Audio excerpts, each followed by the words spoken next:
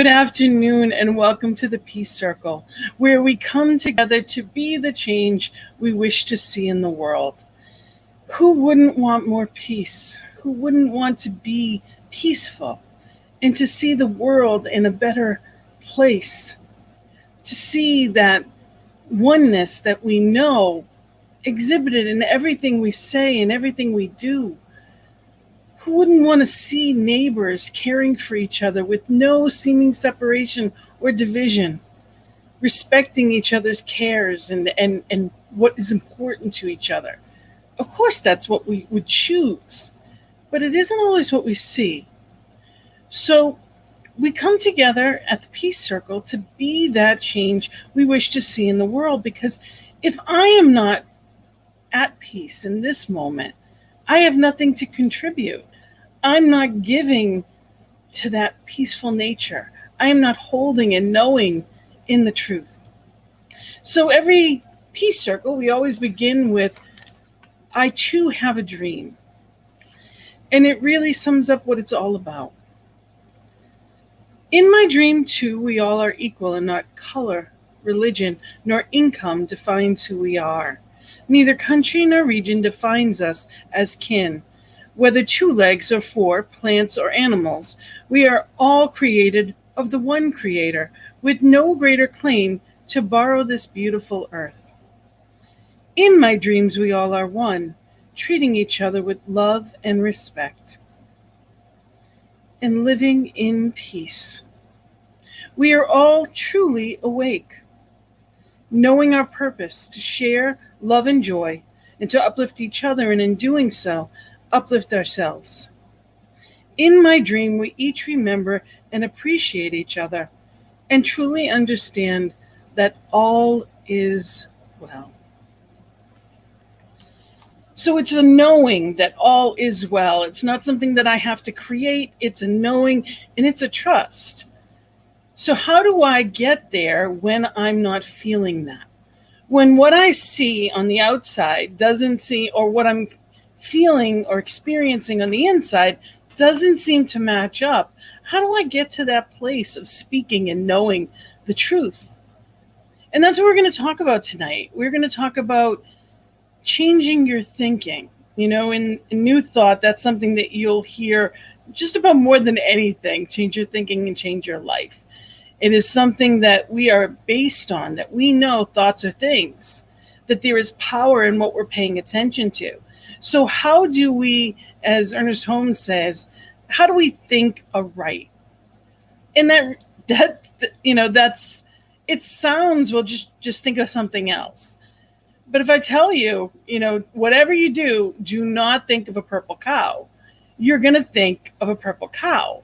You can't get it out of your mind, because all you're thinking is, don't think that. Don't think of purple. Don't think of a cow. And that's all that's going to come up. So when I'm caught sometimes in a loop, what do I do? And we're going to talk about, how do I go into those places and change my mind? How do I be in that place and be different? Patricia Diane Cota says, trying to change the physical conditions without changing my consciousness is like trying to change the reflection in a mirror without changing the object causing the reflection. So basically, it's like trying to say, okay, I want to see something different, but nothing has changed. If nothing changes, nothing changes. And it's not about the outer change. It's about the inner change. Someone can give you, $20, but that's not going to give you forever wealth. I've heard the saying many times that you can give a man a fish and he'll eat a meal. But if you teach a man to fish, they'll eat for a lifetime. And I don't mind saying the man in that point, because I'm not a big fisherman. I personally am not a big person for that, but you get the analogy. So it's about learning the skills to take ourselves out of where we don't want to be and put ourselves back into where we do want to be. And we are live today, and I would love to hear from you. So reach on out, let us know, what are you thinking about? What are the things that need to be changed for you sometimes? Where is your thinking at times? And the first reading that I want to share with you is from Louise Hay, who has always talked about changing your thinking. And this is from her book, Heart Thoughts, that I love. And the topic of the page is change your thoughts. And the first part says, what is important in this moment is what are you choosing to think? Believe and say right now. These thoughts and words will create your future. Your thoughts form the experiences of tomorrow, next week, next month, and next year. So what I'm thinking about today is creative. Where I am today, if there's something in my picture of life that I am not happy with, it was a result of what I thought, what I did or said years ago up until now. And sometimes it's not necessarily conscious. There are so many things that come into our life, and it's a subconscious thing. Or it was things that we were told from childhood. Money doesn't grow on trees. When in truth, it's made of paper, so it technically does. That we're lucky to have enough. And yes, of course, we're blessed, and gratitude is a beautiful thing. And that doesn't mean that that's all you get. What you see is not all that there is. It's just all that you've received in this moment. So it's opening ourselves up to a new thought, something bigger, and knowing that my good can only come to me, and it never takes away from anyone else. And when I am in a better place, I give the opportunity to share more, to be more, and be the example to show how to be more. So the other part of this reading is it's only a thought, and a thought can be changed. How many times have you refused to think a positive thought about yourself? Well, you can refuse to think negative thoughts about yourself too. People say, I can't stop thinking a thought. Yes, you can. You have to make up your mind that it's what you're going to do. You don't have to fight your thoughts when you want to change things. When that negative voice comes up, you can say, thank you for sharing, and I'm choosing to do something else. I don't want to buy into anymore. I want to create another way of thinking. Don't fight your thoughts. Acknowledge them and go beyond them. So just like when we see a cloud in the sky, you know that it's going to pass. Let it pass. Even with that, well, that's interesting. Why did that pop up? Where did that come from? We don't need to know. Those are the weeds in the garden. We can pluck out the weed and just let it go. We no longer need to hold on to anything that does not serve us. So be in that place of mindfulness. Oftentimes in our lives, we are just going through the motions of life. It's busy. We're going on to the next thing, on to the next thing. And are we paying attention to what I'm thinking, what I'm saying, what I'm doing, my routine or lack thereof? Is it serving me? Because if it's not, I have the ability to change that. And Louise Hay, in her book, You Can Change Your Life, to me, that was by far life-changing. Of all the books I've ever read, that was probably the most life-changing in a different way from Science of Mind, because I wasn't there yet. It actually helped me get there, to understand that I have the power within me to think and be differently. The most important thing that we need to know at any given moment is who and whose I am. It's not about having to be worthy of. I don't need to be worthy of like somebody else somewhere else. It's a choice to say, I choose this now. I know that spirit is for me. That beloved created me. I am the beloved of the beloved. What wouldn't my divine parent want me to have? What is my highest and best? And knowing that I am worthy of that highest and best, not because of something that I did, because I was born that way. There is nothing I can do to not make me loved by spirit in any point in my life. It's about remembering who and whose I am. And in that, I invite you to listen to the words of this song and just be with it and know who and whose you are.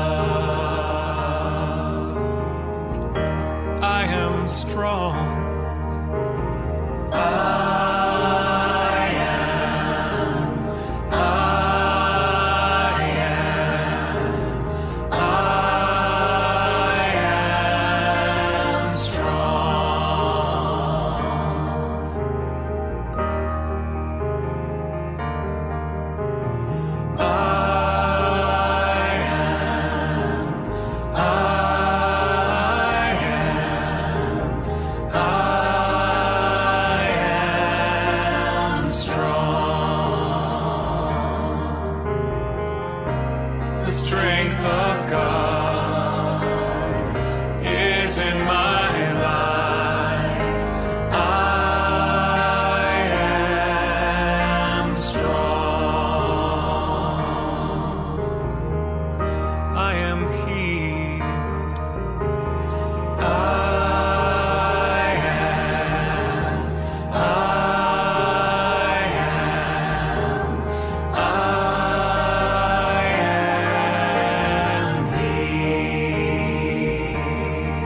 I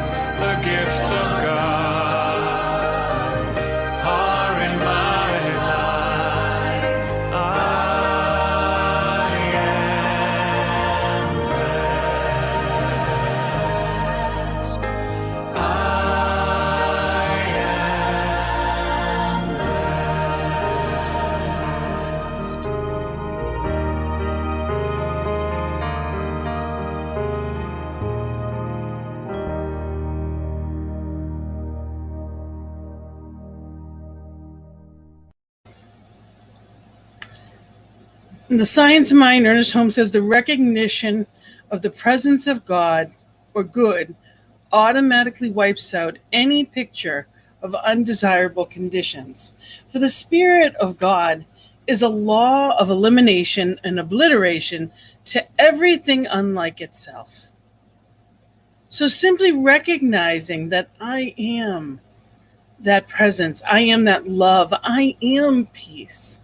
Recognizing what it is that is truth and that I choose, that good, that gratitude immediately eliminates that negative thought. So what do I choose instead? There's a lot of things in our teachings that talk about, change your thinking, change your life.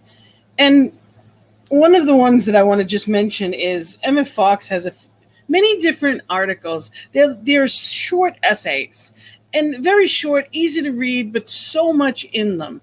And one of them is the 7-day mental diet. Now you can see how tiny this is. It's a little booklet. And there's just, what's in it is powerful. And he goes on to talk about, what are we feeding? We think about the diet as far as what we eat. And we always say, it's that's fuel is, the quality of that is how we're going to physically feel. But also what we're thinking, what we're watching, what am I listening to? What am I paying attention to?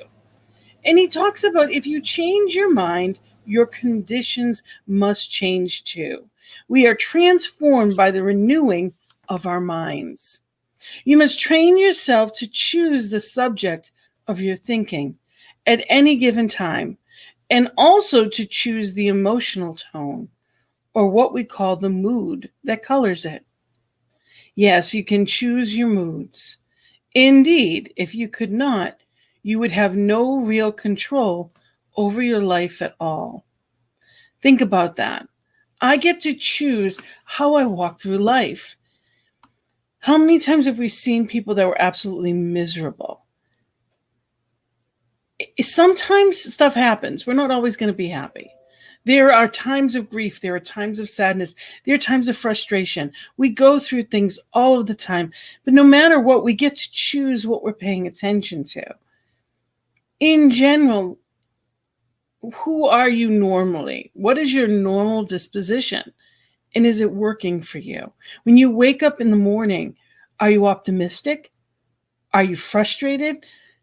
Are you happy with where it is you're going next? Do you have a job that you hate? Do you have people in your life that irritate you?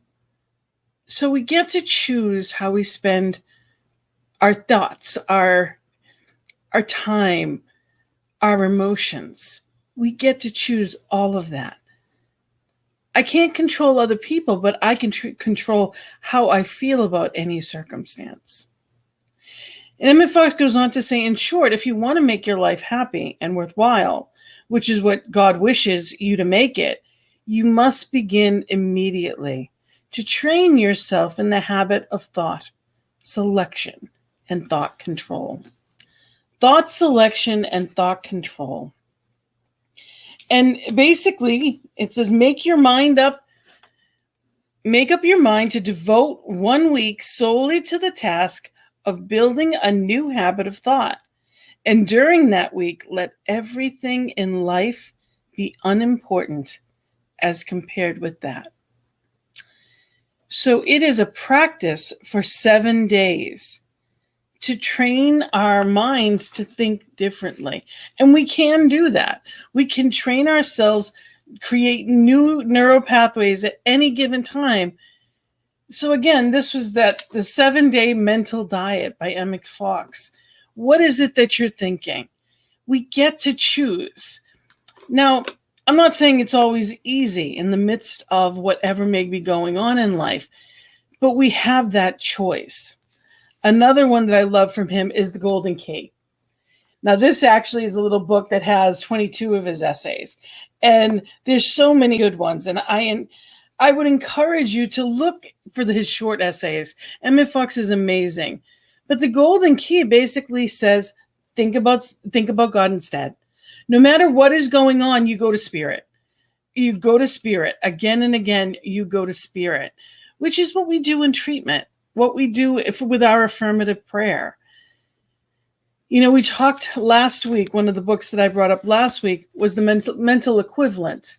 And again, if you notice, all of these are little books, easy to read, but packed with so much, not just intention, but so much instruction on simply how to think differently, because our thoughts become things, which is our life.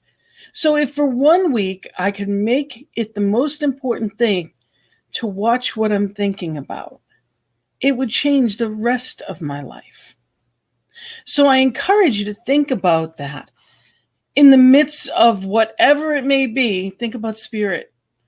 I know there was for a long time there were the wristbands, and there was this real movement of what would Jesus do.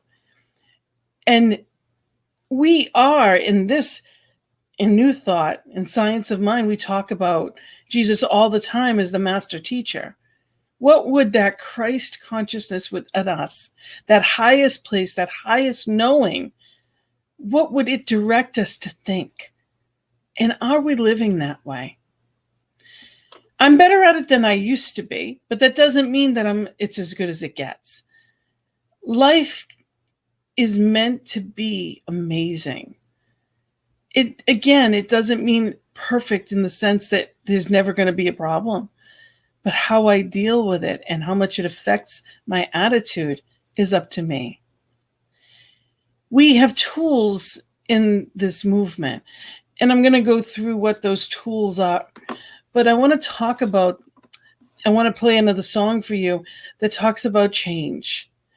And it's Karen Drucker's Winds of Change. And really be in that place, in that mindset, that willingness and allow change for you, knowing that spirit is there for you. Just be and allow the words to wash over you.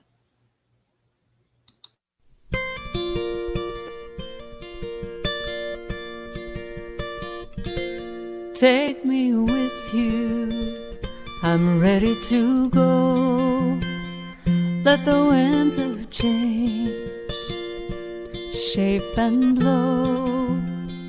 Now I am willing to see another part of me.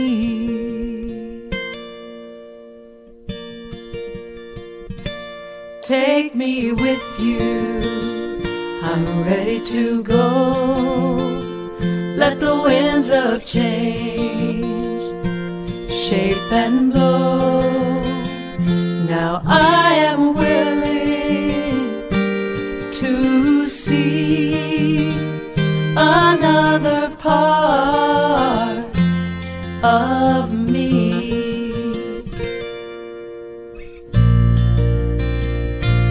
Take me with you, take me with you. I'm ready to go, I'm ready to go. Let the winds of change, let the winds of change shape and blow, shape and blow. Now I am willing to start a brand new chapter of my heart.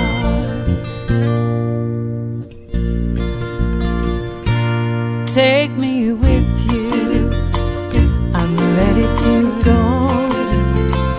Let the winds of change shape and blow. Now I am willing to make a choice. This new path needs my voice.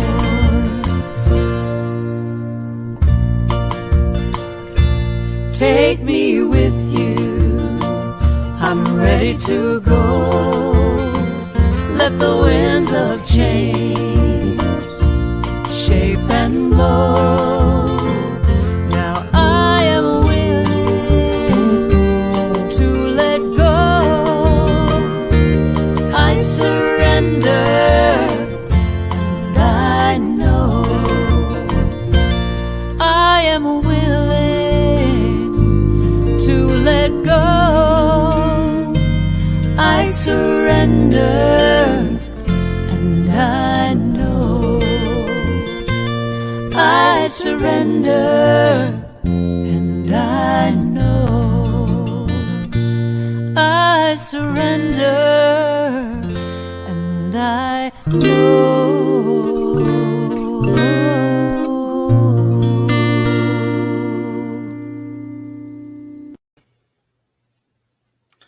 So those winds of change come through, and sometimes they can be scary. There's a lot that's happened, especially over the past year and a half. Life is different than it ever was before. Today's reading I loved from Unity's reading, the Daily Word. It was inner peace. So the peace of God is in my mind and heart. Whenever I feel unsettled about the changes happening in the outside world, I remember I have the power to determine my response. After all, if I can decide to be upset with a little practice, I can decide not to be. Inner peace is the key to outer peace. I'm going to read that again. Inner peace is the key to outer peace. I begin by settling my mind and softening my heart. Finding peace within myself. I discover it was there all along, perhaps obscured a bit by the din and clamor of the outside world. I focus my thoughts on peace and affirm quietly to myself, the news of the world has no power over me. I align my heart and mind with God and claim deep and lasting peace. I repeat this throughout the day to stay peaceful. Again, it said, the news of the world has no power over me. I align my heart and my mind with God and claim deep and lasting peace.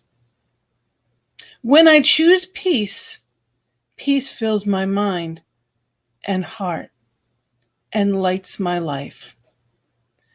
So when I choose peace, I experience it. Nothing on the outside has to change for me to feel differently. I wasn't raised with that understanding. It was a very foreign concept to me. I didn't understand that I could not only react differently, but have a different emotion at any given moment. Sometimes life can feel overwhelming. I can go to spirit with that. I don't have to stay in this place of confusion or seeming anxiety. At any given moment, I don't need to experience fear. I can go to spirit instead. And knowing that, I can know that I am governed, guided, and guarded by that divine beloved. And there is peace in that. So when we say change our thinking, it is being in this place of openness and paying attention, not with judgment, but simply witnessing. You know how many times I've said, I can't believe I did that again. Not again. How did I get here? And getting aggravated with myself is never going to bring about anything good. Oftentimes we expect perfection out of ourselves. We want everything to look a certain way, and we want everything to go a certain way. And when it doesn't, we can get frustrated. It doesn't have to be perfect to feel good. So when I'm not in that place, when I'm not experiencing the peace that I would choose, I can release my burdens. As you learn to release all your burdens to the right action of God, you'll find that everything falls into its proper place. You let your problems slip away from you, realizing that a power greater than you are and a presence that is within you is ready, willing, and able to guide you in all ways. Then peace, security, and fulfillment come with ease, and there's a sense of joy and accomplishment. So it is not about waiting for things to change. This is Ernest Holmes from Thoughts of Things. It's not a waiting for the circumstances to change. I'm the one that shifts on the inside, and life changes. So our tools in Science of Mind and New Thought in general that we use for that are meditation, visioning, gratitude, affirmations, sacred study, treatment. So in meditation, we can come to that place of centering into that oneness, being in that place, that stillness. And it doesn't necessarily, everybody's different in how they meditate. There are people that take classes. There are people that, do it a certain way. You can look at a candlelight and watching it flicker and be in that place of stillness. And that's meditation. You can go on a walk, letting everything else but nature and the beauty of it in. That's meditation. You can have your eyes open or closed. It doesn't have to be sitting, it could be standing. You can do whatever. Doing the dishes can be a meditative place, depending upon if we're freeing our mind and allowing it to be. Another thing is visioning. Instead of, if I feel like I didn't get what I wanted, it's opening my mind and allowing the vision, that bigger picture of spirit, to open that bigger door and knowing there's something greater. I love that we say this or better. This is something even greater. In that knowing that there is greater out there. At any given point, there is always greater waiting. There's more waiting for. And it's waiting for me to accept it. And I have to shift to it and open my mind, my heart, feeling worthy of it. It's not feeling that I have to be worthy. I was born that way. Michael Bethwood says, pain pushes until your vision pulls you. And that the universe is always expanding. Now, if I'm not in alignment with that, that's when we have stagnation and pain. So the universe is expanding, but I am not always in that place. Maybe I don't want that change. I'm not ready for it. It's not comfortable for me.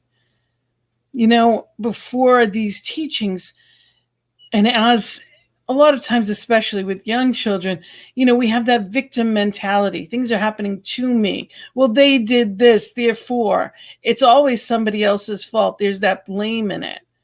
There's no blame in this. And even with Change Your Thinking, Change Your Life, yes, the thoughts we thought were creative, but we didn't know. It's not about judging ourselves that, I did that. Nobody would consciously create things they don't want.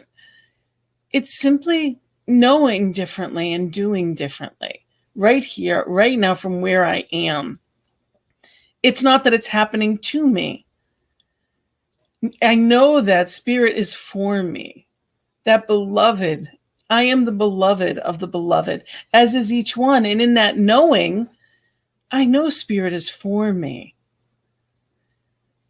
And then you get to that place that you know that it is happening through me. It's not something outside of me. That peace is within me. That goodness, that joy, that love, it is through me that spirit is working. And then it gets to the place of as me, that I am the place where God shows up. I am that I am presence, and knowing it, that is creative in amazing, amazing ways. So we get these tools that get us to that place of, and another tool that we use all the time is gratitude. Louise Hay says, the universe loves grateful people. The more grateful you are, the more you get to be grateful about. It's that simple. And I love that because it is so simple. The universe loves grateful people. The more grateful you are, the more you get to be grateful about. Like attracts like. So what I'm paying attention to more of is coming to me. The universe doesn't hear, I don't want that. If I'm focused on something, that's what's going to come more into my life. So it's being in that place of knowing and attraction. And one of the tools that we use for that is affirmations. Louise Hay talks a lot about affirmations and you can heal your life. And she said, every word you speak is an affirmation. The subconscious is always listening. So it's not just what we say outwardly, but it's mentally in our self-talk. What am I saying to myself? Am I paying attention to that? Last week when I was talking about power, I was talking about affirmations, and I have a list of them. And there's probably about 30 of them. And, things like, I bless and wish prosperity for all. They are all one with me. I can do anything with my power from within. I'm excited about this day. Every day, in every way, I get better and better. They're knowings that I'm claiming and declaring into the universe, and I know it can't come back void. I know the power of the word, and I know that it attracts. So affirmations are those things that I declare. They're the truths that I know, and I know that I know. And in that paying attention and being in that place, amazing things happen. That's when life starts to shift, and I'm in the flow. The next one that I want to talk about is sacred study. And sacred study are the classes. It's reading the different pamphlets like I was showing you. And it's being in that place of that open mind and allowing the good to come in. That you are a creative individual, that you are creating the life, and you are powerful beyond measure. So it's letting go of all of the stuff and knowing that the wisdom of divine, all of the good that divine is there for and as you. In this thing called You, Ernest Holmes says, your soul belongs to the universe. Your mind is an outlet through which the creative intelligence of the universe seeks fulfillment.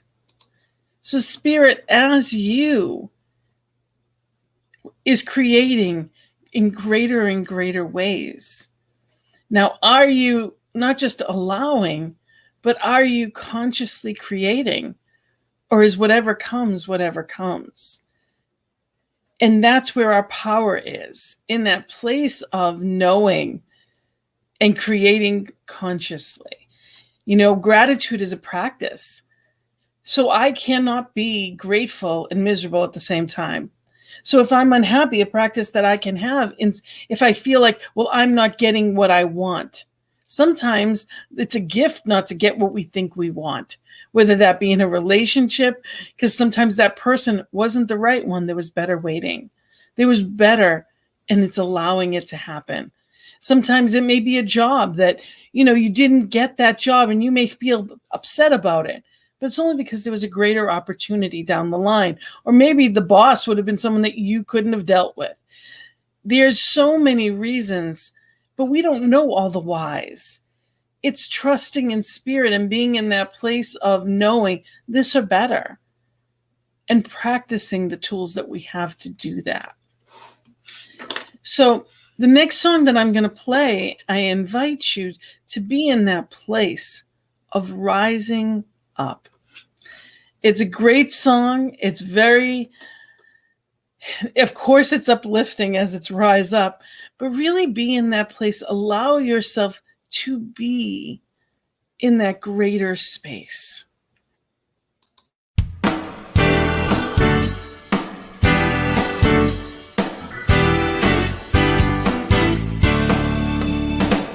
Not gonna cave into this pain in my heart.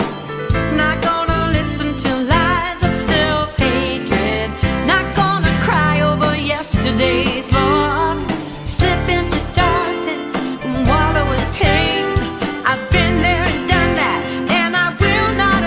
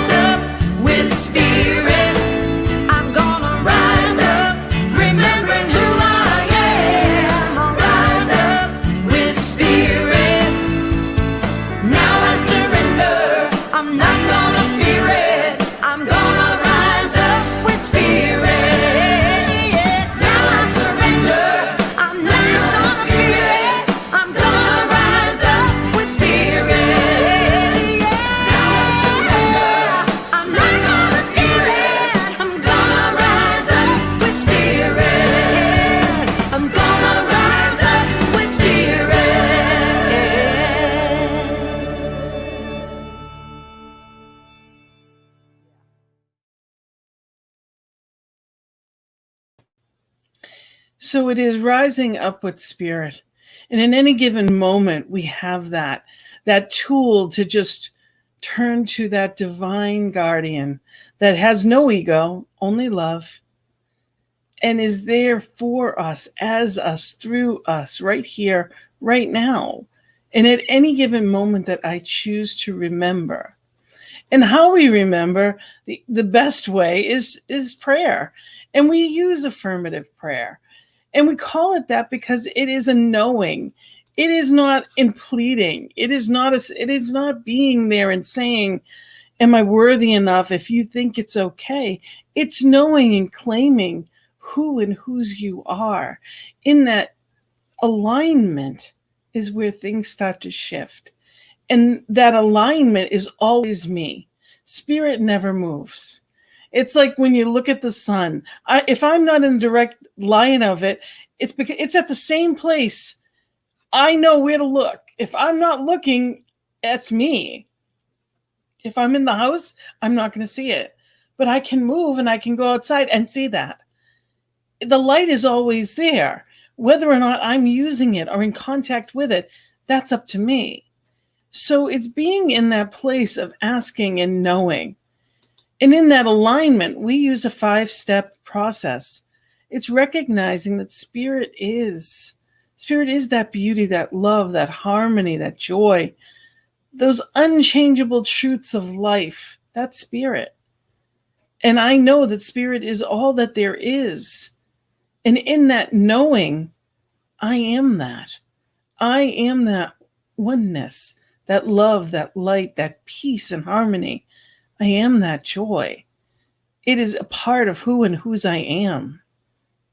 So then I say, what is it that I'm choosing? In realization, we say, what do I know? What do I declare? What do I choose now? What is the thought that I choose to cultivate?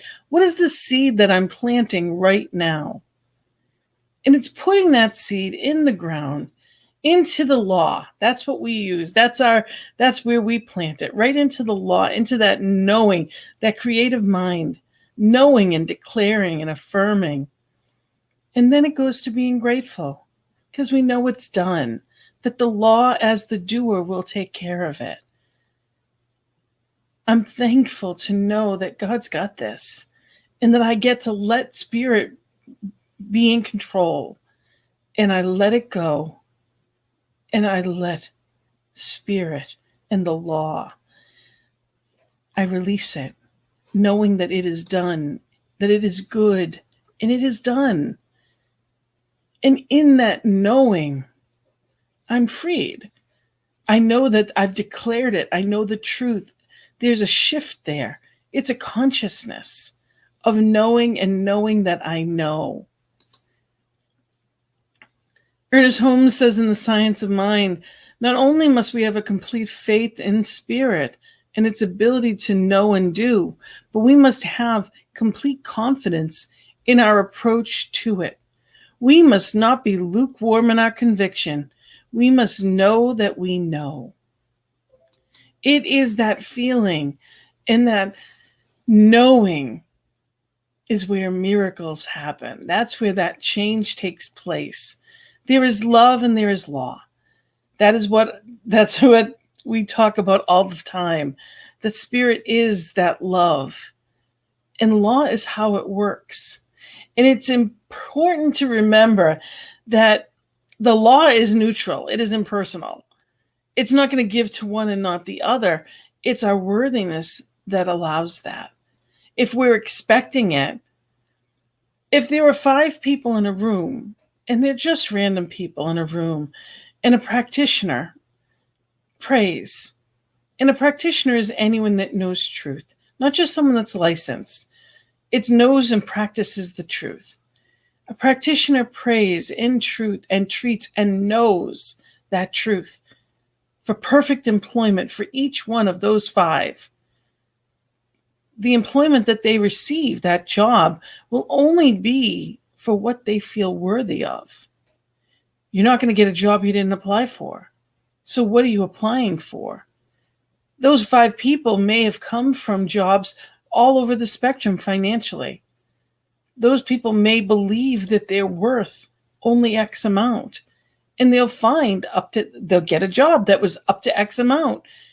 That same treatment gives people what they believe.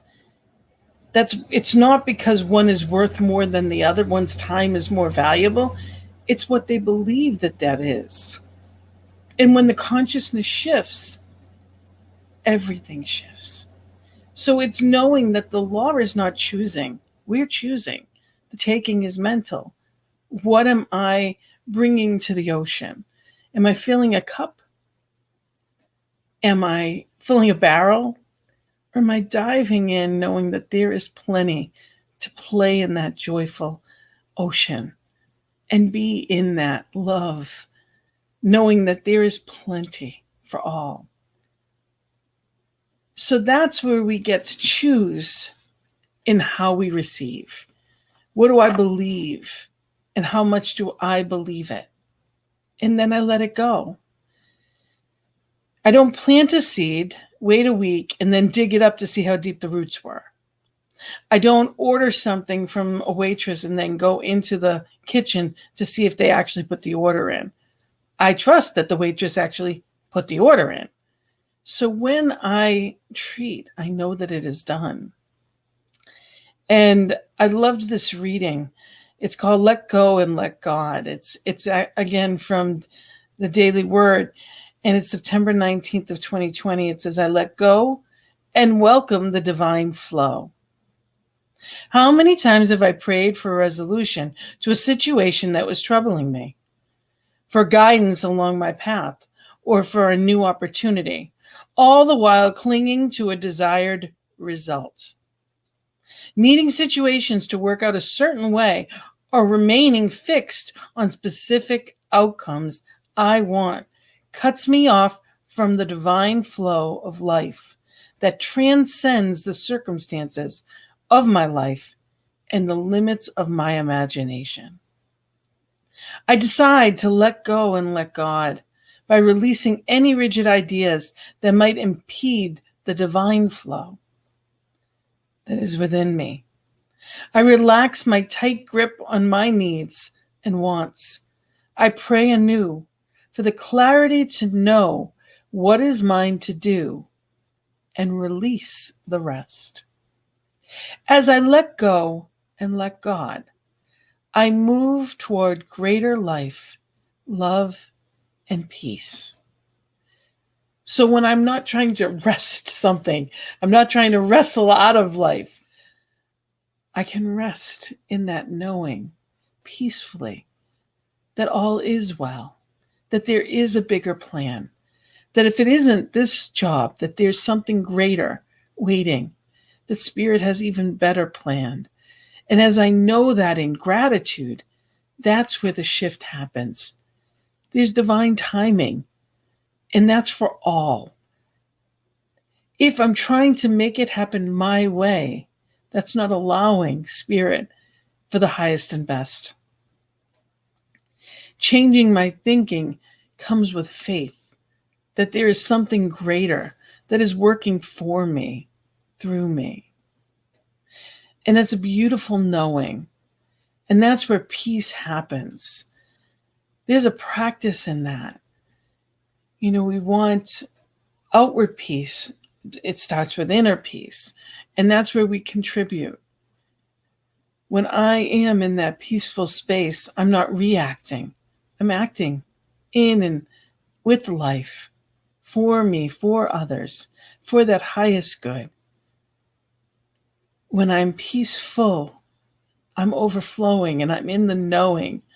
When I treat for peace and I know the harmony of divine, I'm setting a vibration forth that is so powerful. And Emmett Fox, in his little tiny pamphlet again, his little essay, How to Bring About Peace, talks about that. He says it's not a wonderful thought, in other words, a fantastical, that perhaps an undistinguished and unknown everyday person can sit quietly in a room and do more to save the world from inconceivable horrors of another war than can all the statesmen and diplomats together. Yet such is the case. And Fox goes on to say the fact that the concrete acts of individuals are merely the results of wide and deep currents of thoughts and feelings that already existed in the masses of peoples concerned.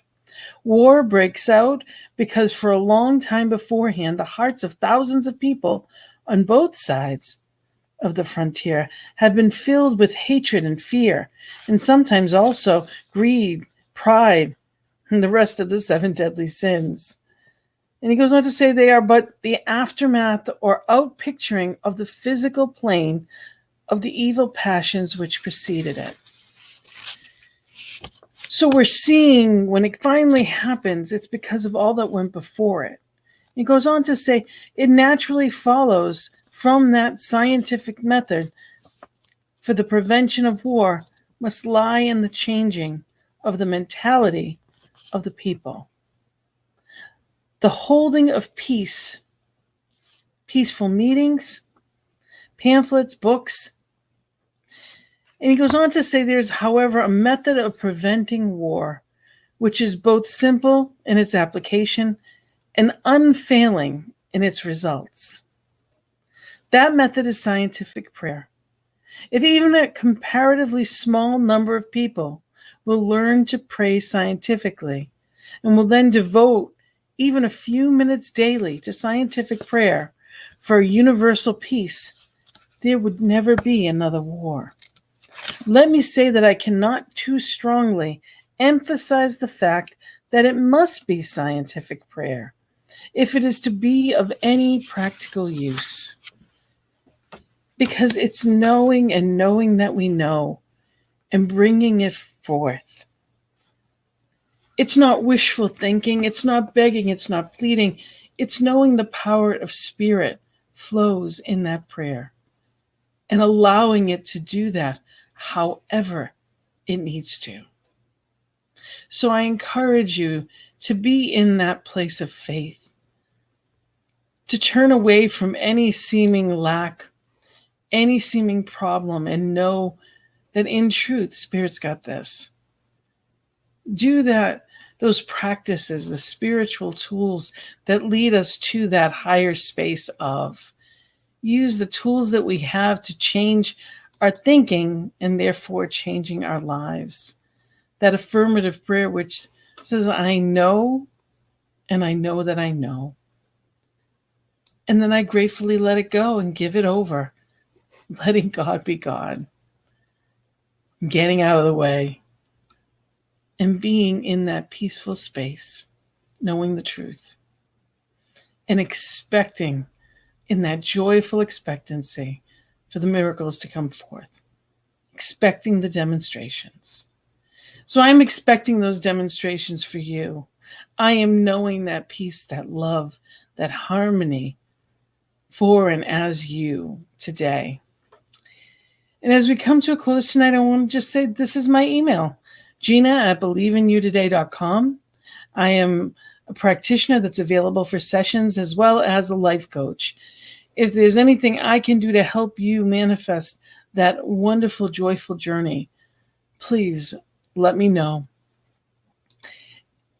And if you've been blessed by this network, which has plenty of good news, please go to ntmedia.org and you can hit the donate button. We are here because of people like you. So again, it's going to ntmedia.org and hit donate and really know that, let people know there's good news. Tell people about the network and know that we are here with scientific prayer. We are here with that affirmative prayer. Every morning and every evening, our prayer team is here for you. 8:15 a.m. and p.m. Central Time, and it's 10:15 a.m. and p.m. on the East Coast where I am. And we are here at prayer@ntmedia.org and can know that truth for you as well. So we are here to reach out to us anytime. So Be in that place of knowing you can control what you think about, what you feel, what you experience. There's so much power in that. And simply allow divine love to be and flow and show up exactly where you are, knowing it is for you, joyfully for you. And I invite you on that joyful journey with me on Thursday afternoons. The joy is in the journey at 3 p.m., where we talk about how to have more, experience more of that joy that is within. So again, I thank you for being here and being the change we wish to see. I wish you a peace-filled and joy-filled week. I wish you blessings and love. Namaste.